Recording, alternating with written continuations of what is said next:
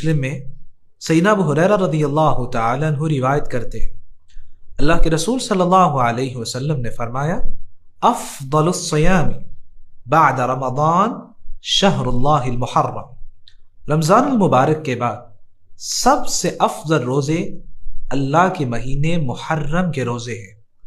اس لیے اس ماہ میں نفلی روزوں کا اہتمام کرنا چاہیے، کیونکہ رمضان کے بعد اس مہینے کے روزے حدیث کے روشنی میں سب سے زیادہ فضیلت والے روزے ہیں۔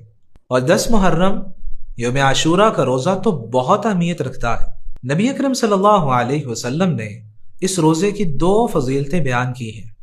پہلی فضیلت صحیح مسلم میں ابو قتادہ انصاری رضی اللہ تعالی عنہ روایت کرتے ہیں، اللہ کے رسول صلی اللہ علیہ وسلم سے یوم عاشوراء 10 محرم کے روزے کے بارے میں سوال کیا گیا تو آپ نے فرمایا یکفر السنۃ الماضیہ، یہ گزشتہ 1 سال کے گناہوں کو مٹا دیتا ہے۔ ایک روزہ اور گزشتہ زندگی کے پورے سال کے گناہ معاف ہو جاتے ہیں۔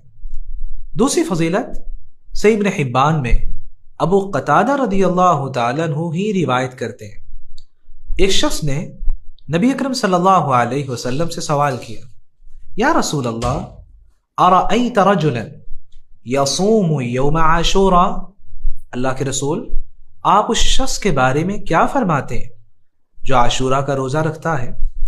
آپ صلی اللہ علیہ وسلم نے فرمایا ذاک صوم سنہ، یہ ثواب میں پورے سال کے روزوں کے برابر ہے۔ عاشوراء کا ایک روزہ اجر و ثواب میں سال کے 360 دنوں کے روزوں کے برابر ہے۔ تو جو انسان یہ ایک روزہ رکھ لیتا ہے گویا اس نے 360 روزوں کا اجر حاصل کر لیا۔